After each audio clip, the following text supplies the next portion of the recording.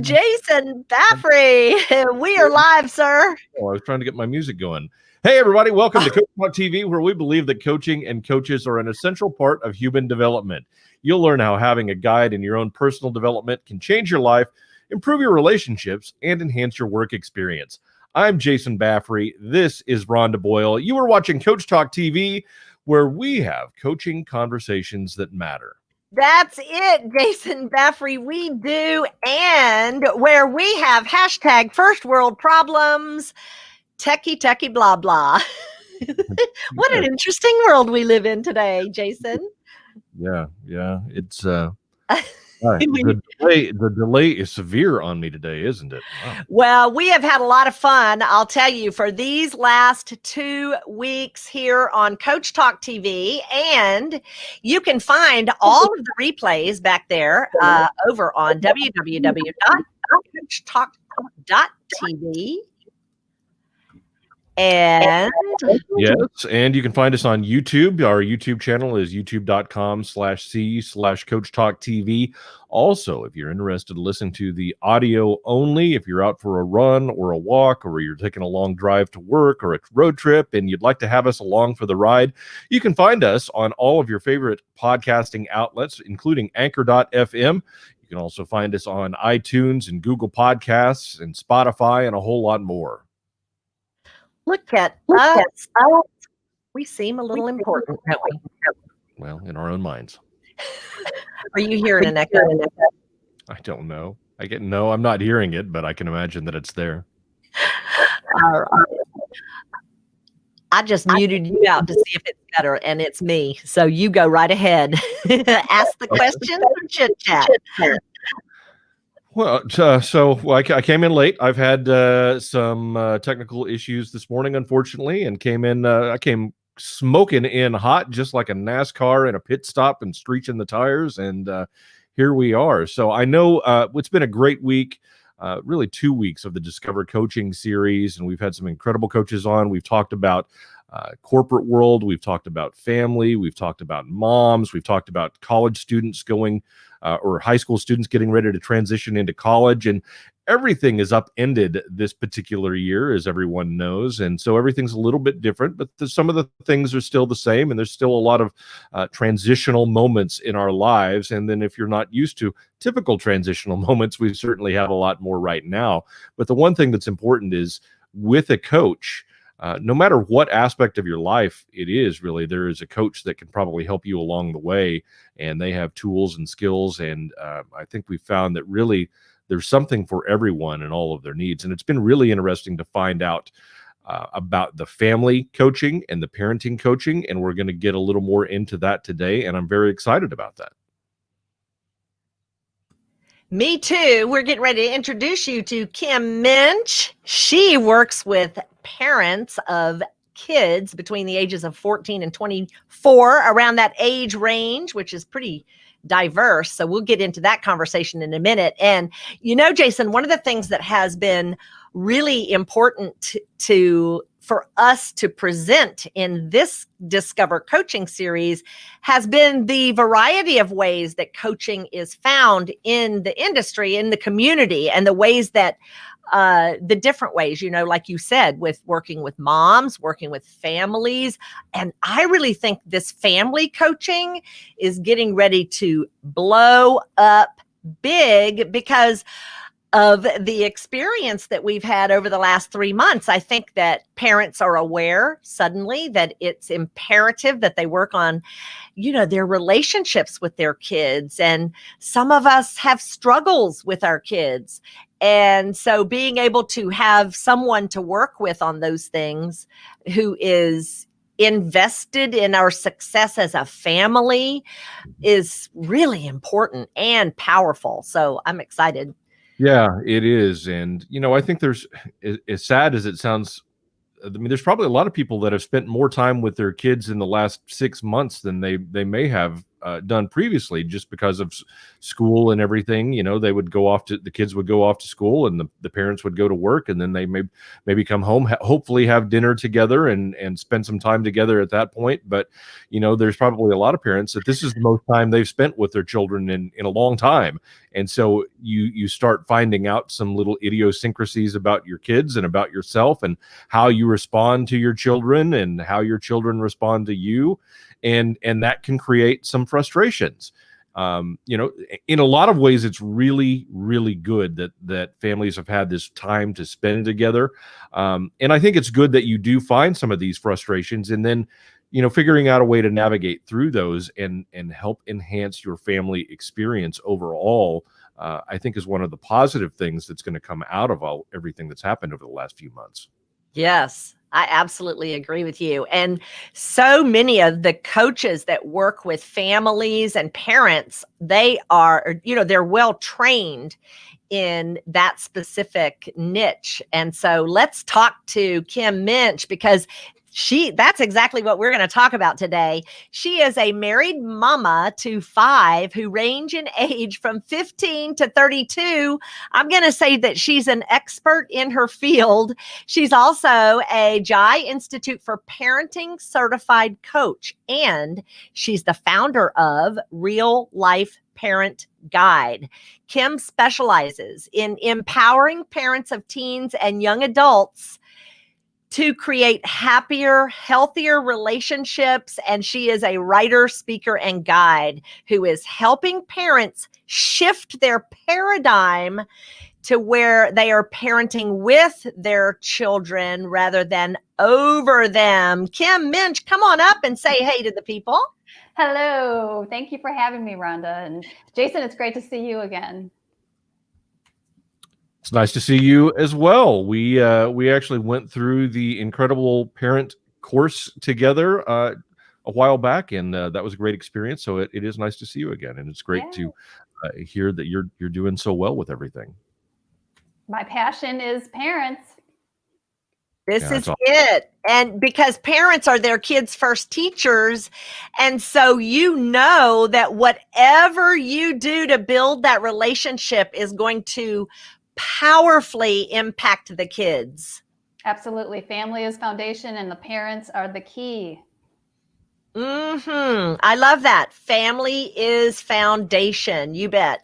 So tell us, how did you decide to go into, you clearly are a master in this space if you have 5 kids.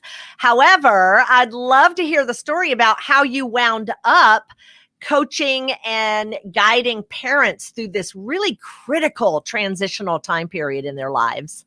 Well, Rhonda, if I'm a master at this, it's because of my own parenting challenges. And really, I think what precipitated me to become a coach for parents. In May of 2008, I had my own parenting wake-up call. My oldest son, who was about 20 at the time, called from across the country. He was in college, and he said, "Mom, I just spent the day recovering from an alcohol binge. I don't remember the last 3 days of my life. This isn't the first time, and I need help." And that really precipitated a 2-year, up and down struggle with him self-medicating with alcohol to cover anxiety and OCD symptoms.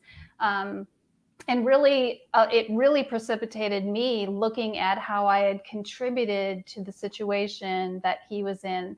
I had some ideas that this was going on prior to his phone call, but it's amazing what you can do when you're a parent in denial. So I could no longer deny that. And what I decided, rather than to sit in it and think, why me, or what did I do to, it was more about trying to figure out how to help him without enabling him.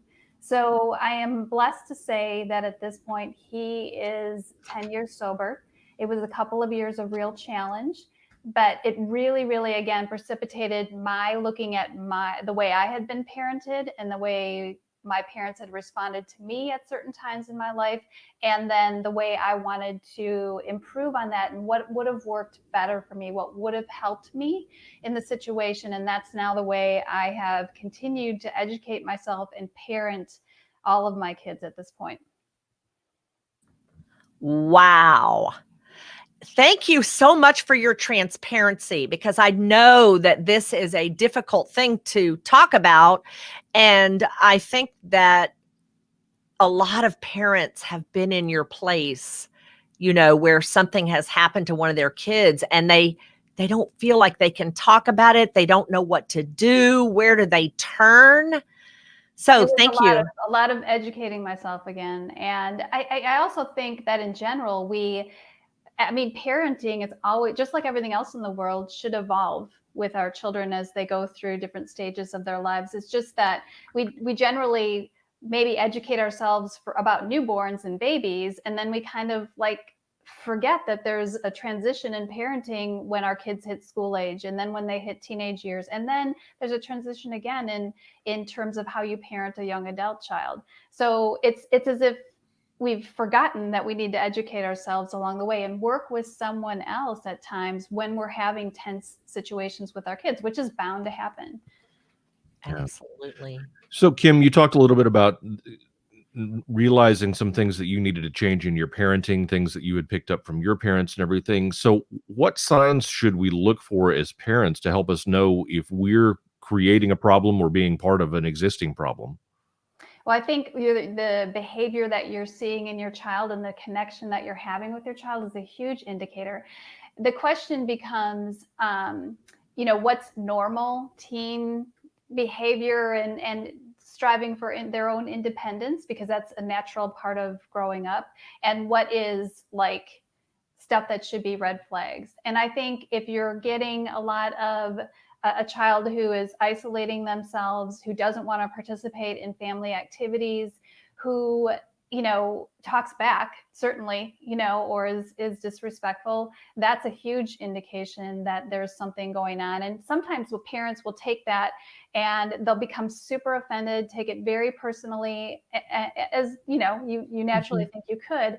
But I think it's a warning sign for parents to ask themselves, like, what is going on here that my child doesn't want to talk to me? And rather than being offended, get curious about it and figure out, and ask them. And then also, I think there's an opportunity for parents, if they've been a little bit too much trying to control and power over their kids, to take a step back, look at that, and also then apologize where it's necessary to their children in order to move forward in the relationship. Wow. Parents need to apologize in some cases in order to move forward. How many of us do that? Yeah, that's a difficult thing. I mean, I think a lot of times we let our parental pride get in the way in those situations, and it's really difficult sometimes to feel like you need to, or accept that you do need to apologize to your child for the way that you've behaved in some situations, or a decision that you've made, or something like that. Well, I think that speaks to the shifting of the parenting paradigm, where I talk about wanting to parent with rather than over our children. For generations, it's always been, children are seen and not heard to some degree. And what I think our children's behavior, their level of anxiety, their self-harm, these things in part, I think, can be attributed to wanting to be heard and seen, and therefore the shift from parenting over them, especially during their adolescence, to parenting with them, to be guiding them into their greatest potential. But that's about figuring out who your child is and helping them be who they want to become, and not running your own agenda through them because you weren't able to do what you wanted as a child. So It's really shifting the way, you look at the parent role. I want to make sure that we're clear about this, that we're, and I don't want to speak for you, but I think that I think we're probably on the same page. We are not suggesting that you let your child run over you or run your life or be in charge. There is still discipline that has to exist. There's still respect that has to exist, but we want to be open to understanding and hearing our child, and sometimes that just means we have to be better listeners in how we handle these situations. Correct?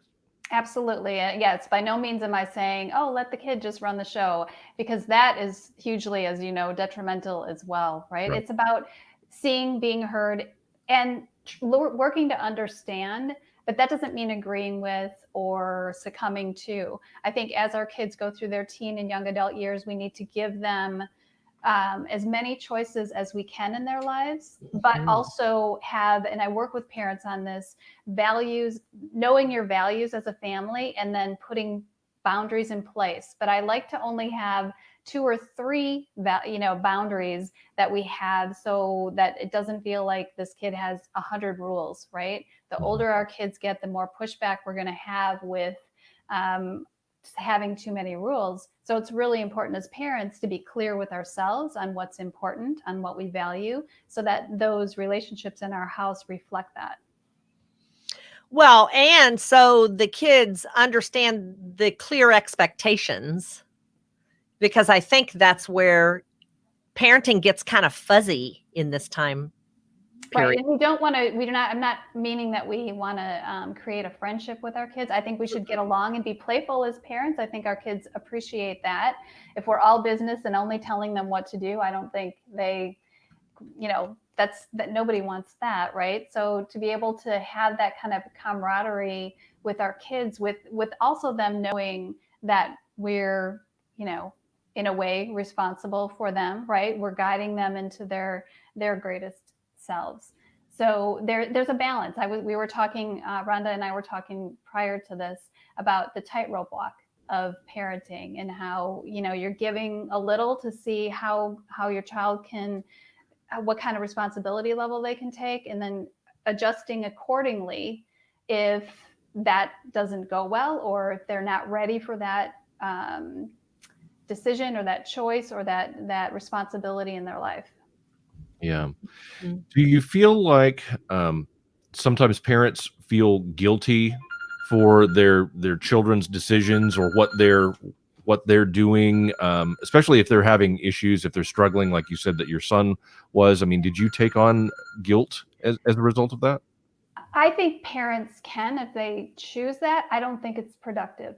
And I don't know how I knew that from the start, but I just knew, and I didn't know anyone who had a child in addiction. I was a very young mother. So everything about my son was the first, and I had no one to go to.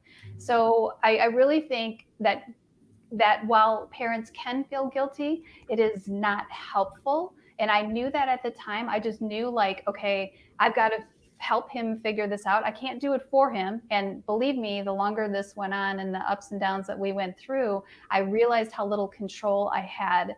But one day during, like, one of our worst parts, I really woke up with the knowledge that I don't know why this child is here in the world and what lessons he's meant to learn along the way. And it's my job as his mother to love him and support him where he's at without enabling the behavior.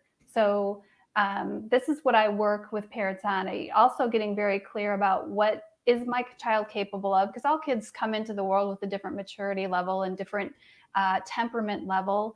And so really getting to know who their child is and not who they want their child to be. Yeah, I think I think it's kind of interesting how we, when we hold our babies for the first time, we start dreaming about their future, and then we get there and it isn't turning out at all like we thought, and then we're triggered by their behavior, but it's really kind of based on what it went on in the past for us. Yes.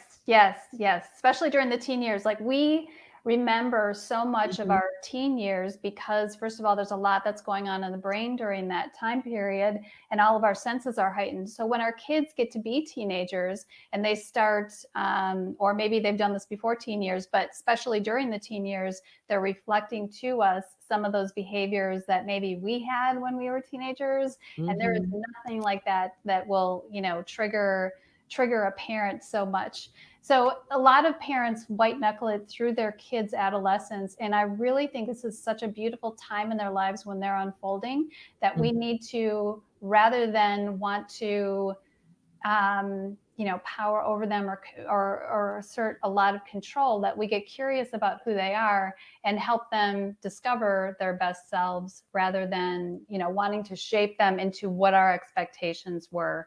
I was a parent who didn't think I had expectations for my kids. And that was just complete bunk, because I sure did. I mean, I absolutely did. Right. Well, I think we all do. We want them to be reasonable contributors of society, and we want them to do well. Yeah. So and that's to do this and check the boxes and graduate from high school and go to college and then get married and all the things. And all 5 of my kids are on very different paths. And so I've learned that, what I thought was all the things that they needed to do isn't necessarily the case, and just watching them unfold to who they're meant to be. Mm-hmm. We bring a lot of baggage into parenting that we've picked up along the way from our parents, and it's funny, there's the cliche that you're going to turn into your parents or whatever, but it's really not until you have your own children and then you're saying things and it occurs to you, wait a minute, I've heard that before, and sometimes that's good and sometimes that's not. That's true. It's true. Unless you make a conscious decision about the way you're handling it, whether it's discipline or just the interaction you have with your child, unless you make a conscious decision to do something different, you're going to naturally defer to what you experienced. Yeah. Yeah. And that's how you know, because it's starting to get ugly. Right? Yeah. Jason? So let's talk a little bit about discipline, because discipline is an important part of parenting, but you talk a little bit about kind of your approach to that and the positive discipline that you encourage. I think that the most important thing that we can have during our kids' teen years, with all of the screen issues and sexting and drugs and all the things that they can get into, the most important thing that we can have is a good relationship with our kids through these teen years. And that means that they can come to us and we're not going to completely freak out. That doesn't mean we can't be displeased about a choice they made. It just means that we will stay calm, that we will understand that somehow we'll work it out together, whatever that is. So it's really that connection and that relationship. I think also kids are better disciplined when they have some buy-in. So actually talking with them, like here's the situation, and here's the consequence that I'm thinking of, or asking them, what do they think the consequence of this choice should be? Okay, so that, and sometimes kids are harder on themselves than we would hand down to them, right? But I also think where possible, Jason, putting in the natural consequences of whatever choices that they've made need to absolutely happen, because that's life teaching them. Mm-hmm. Yeah, that's good. Mm-hmm. And I feel like, as you were talking about that, I was just thinking that it seems like, I'm sure throughout history, all parents have thought this is really hard, but it seems like with all of the different things that exist in the world right now, there's a lot more trials in parenting. I mean, we have, most kids are carrying supercomputers around with them everywhere they go, that they can access anything at any time. I don't know where, I don't remember exactly where you're located, but in a lot of places, I mean, marijuana, which was like completely taboo when we were growing up, is now sold in stores on virtually every corner. And so that becomes, and not that they're supposed to be able to walk in and get it, but the access is much more there. Certainly there's always, for a long time been an alcohol issue, as you mentioned, and have lived through, but it just seems like there's so many more pitfalls that kids can fall into. You mentioned sexting and the social media and the predators that exist out there that are really preying upon our children and our especially young teens. And again, they have those supercomputers in their pockets with the smartphones, and so they can access. So it seems much more difficult. How do you advise parents in how to navigate this land? I think you went out at the end there. So I'm going to assume that you're looking for an answer as to how we navigate all of the things. And I do agree with you that and my mom often says to me, I'm so glad that you guys are the age you are now. And I think I say the same thing to parents younger than me, right? Like now kids have electronics so much younger than my oldest did when we started out. So I think, again, what I want to stress is the relationship you have with your child. I think that kids who steer away from making choices like marijuana or alcohol are those that feel good and confident in themselves. And that isn't given to our kids by praising them all the time. It's about hearing them, seeing them, getting curious about who they are and helping them become their best, and that when kids feel good about themselves, they don't necessarily choose to make those choices to sext, or they value themselves because they've been seen and heard and valued, and I think that starts at home. 100% parents are their children's first teachers. I mean, it's just the reality. You taught your kid how to walk, by guiding them. And so now we're just at a different stage. And, Jason, like you mentioned, there are so many ways that our kids can run awry. But the thing that holds them is the connection to us and the positive connection to us.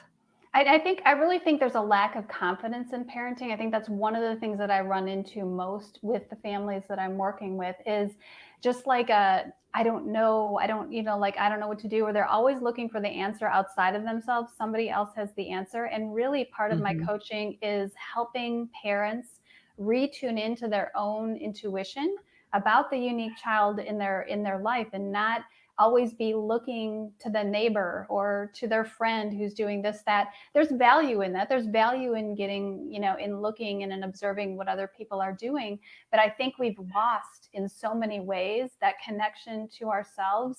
And we are the ones, we brought these kids into the world, or we called them into our lives in some way. And it's really our role to learn who they are, and help them again to come into their greatest self.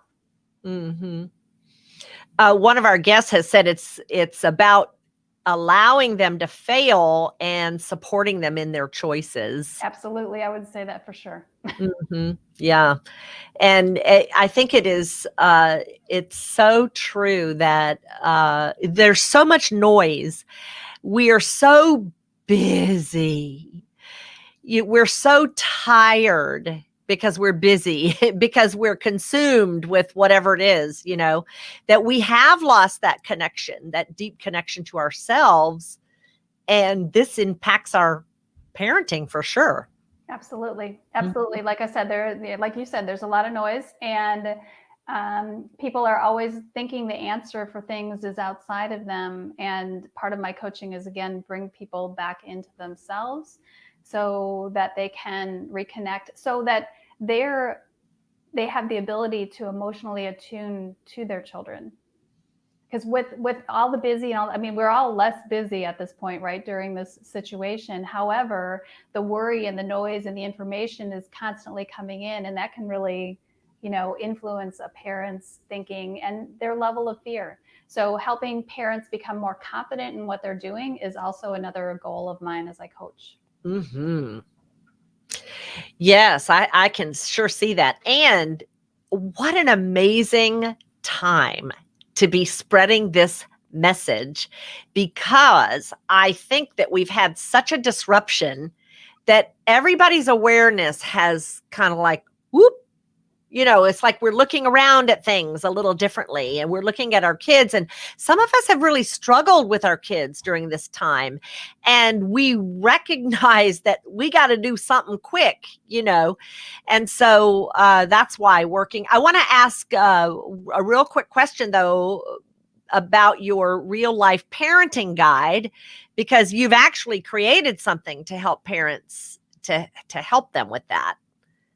Yes, I mean, with my coaching, I also have a course that I take parents through called "Let's Do This Together." That working with your adolescent, again, going back to my passion for having parents shift from parenting over to parenting with their kids, especially during their adolescence. I think really we talk about looking back to move forward. We talk about forgiveness because there are times when we maybe as parents need to do a little work on forgiving ourselves or possibly a child or possibly our parents, looking at the fact that I think our parents do the best they can with what they know, just like we are, but that parenting is an ever evolving and always learning situation. And a lot of that learning comes from continuing to work on yourself. So a lot of my work with parents has to do with them working on themselves in order to be more available emotionally for their kids. Sure. It really has to be that way because otherwise you have all that junk in the way, Absolutely. So, yeah, for sure. Jason? Well, Kim, I just wanted to ask, do you have like one piece of advice? I mean, you have so much information, but as we get ready to wrap up the show here, I mean, a piece of advice that you can share with parents that are navigating this time that we're living in right now? Yes, I'm going to drop something on you that was shared with me in some mundane moment of my parenthood a couple years ago, and that's our children come through us, not for us, except for the lessons they reflect to us during their journey in an effort to grow us up along the way. Okay, you're going to have to repeat it because I'm writing it because it's pure gold. Our children come through us, not for us, except for the lessons they reflect to us during their journey in an effort to grow us up along the way. Because our children are our greatest teachers, but we've always felt like we do teach them. There's no question about it. We teach them, but it's what they can bring into our lives that help us grow as individuals, sometimes reparenting ourselves along the way. Yeah, some of us have never been parented. So, and that's just the reality of it, and especially in today's culture when we have, many, many broken homes and a lot of people are doing it solo. And so they need help too, dealing with all of that. So, wow. Gosh, Kim, I can say I sure am happy that you are out there doing this among the people and helping parents with their kids in this adolescent time period that seems to be so interesting. So we want to make sure that people know where to find you. Help us out. Tell us where they can. Okay, so my website is reallifeparentguide.com, and that's actually only one L. So real in life, share the L, parentguide.com. I'm also on Facebook at Real Life Parent Guide and also on LinkedIn. I don't do a lot of social media other than that, quite frankly. I want to focus on helping families. And so my message, my audience is primarily on Facebook. So that's where I really concentrate my efforts. So Real Life Parent Guide on Facebook. Great. You guys look her up, Real Life Parent Guide, and tap in. Gold. Thank you so much, Kim, for being here and sharing with us. Thank you guys so much for having me.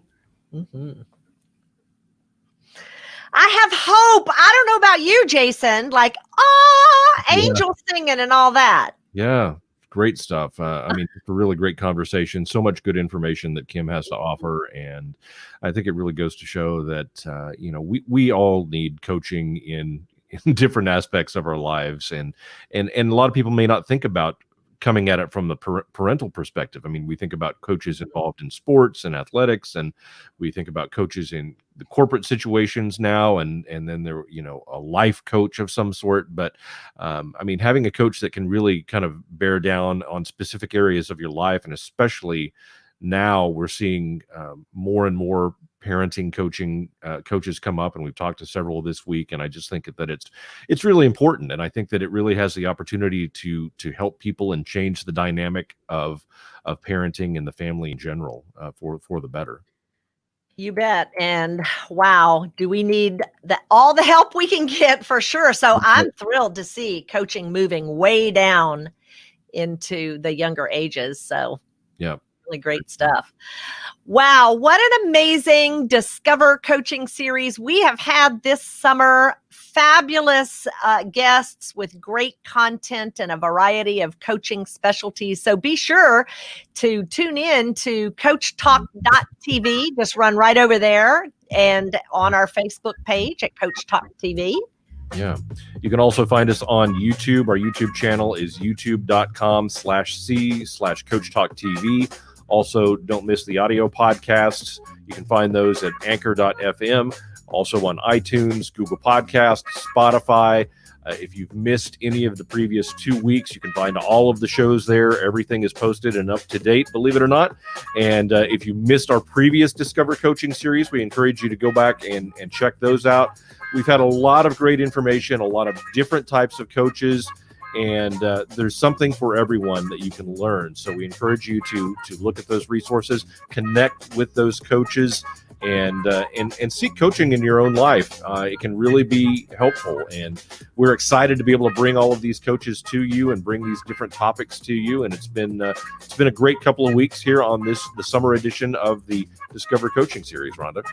Absolutely. So thanks for joining us, everyone, and we will see you on Coach Talk TV. Yeah. For Rhonda Boyle, I'm Jason Baffrey. Everybody have a great weekend and a great rest of your summer.